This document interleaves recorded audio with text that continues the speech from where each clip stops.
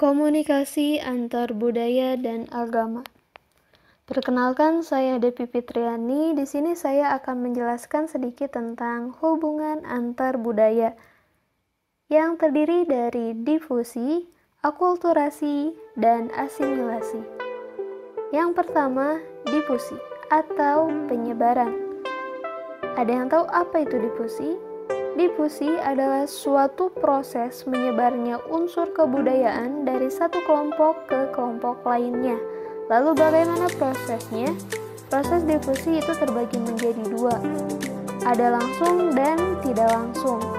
Langsung yaitu apabila unsur-unsur kebudayaan tersebut langsung menyebar dari kebudayaan pemberi ke suatu lingkup kebudayaan penerima. Sedangkan tidak langsung, apabila unsur-unsur kebudayaan pemberi singgah dan berkembang di suatu tempat kemudian masuk ke kebudayaan penerima. Lalu bagaimana bentuk difusi? Bentuk difusi terbagi menjadi tiga. Yang pertama, hubungan simbiotik adalah hubungan di mana bentuk dari kebudayaan itu masing-masing hampir tidak berubah. Contohnya adalah di daerah pedalaman negara Kongo, Togo, dan Kamerun di Afrika Tengah dan Barat ketika berlangsung kegiatan barter hasil berburu dan hasil hutan antara suku Afrika dan suku Negrito. Pada waktu itu hubungan mereka terbatas hanya pada barter barang-barang itu saja. Kebudayaan masing-masing suku tidak berubah. Lalu yang kedua ada penetration pacifique atau pemasukan secara damai. Dan salah satu bentuk penetration pacifique adalah hubungan perdagangan. Hubungan perdagangan ini mempunyai akibat yang lebih jauh dibanding hubungan simbiotik. Lalu yang terakhir ada penetration violente atau pemasukan secara kekerasan atau tidak damai.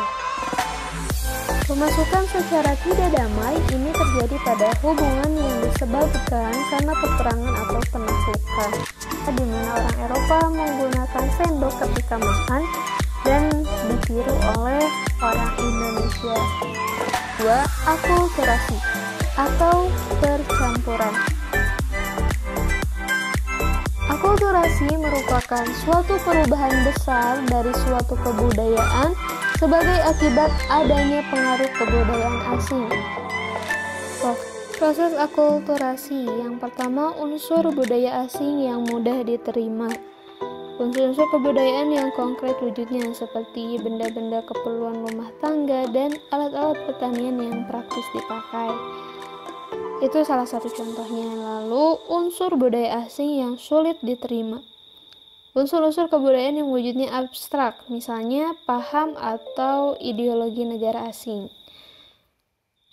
Lalu yang ketiga, yaitu unsur budaya yang suka diganti. Unsur yang memiliki fungsi luas dalam masyarakat. Misalnya, sistem kekerabatan yang masih berfungsi luas dalam masyarakat Batak.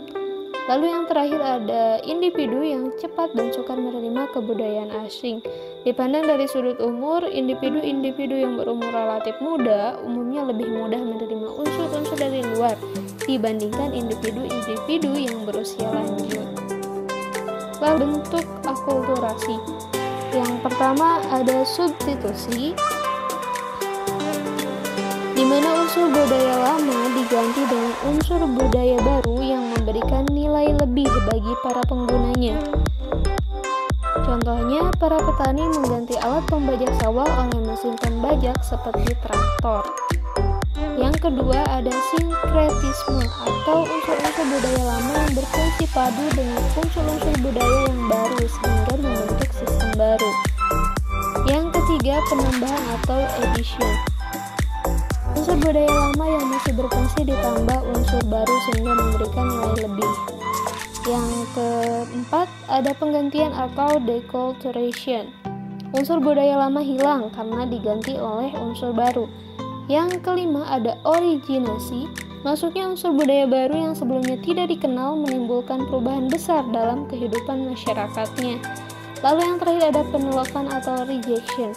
Akibat adanya proses perubahan sosial budaya yang begitu cepat menimbulkan dampak negatif berupa penolakan dari sebagian anggota masyarakat yang tidak siap dan tidak setuju terhadap proses pencampuran tersebut.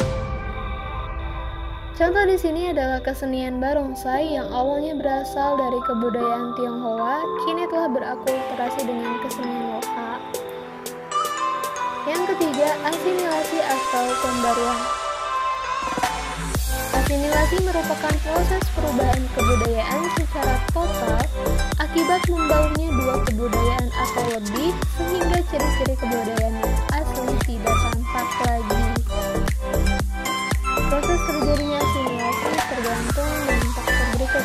Yang pertama ada faktor pendorong, di mana terdapat toleransi, empati, sifat terbuka, perkawinan, dan persamaan unsur kebudayaan. Faktor penghambat, fanatisme, kurangnya pengetahuan kebudayaan, perasaan superioritas terisolasi, adanya in-group yang kuat. Bentuk asimilasi di sini cukup banyak. Yang pertama ada asimilasi budaya, asimilasi struktural, asimilasi perkawinan, asimilasi agama, asimilasi linguistik, asimilasi arsitektur.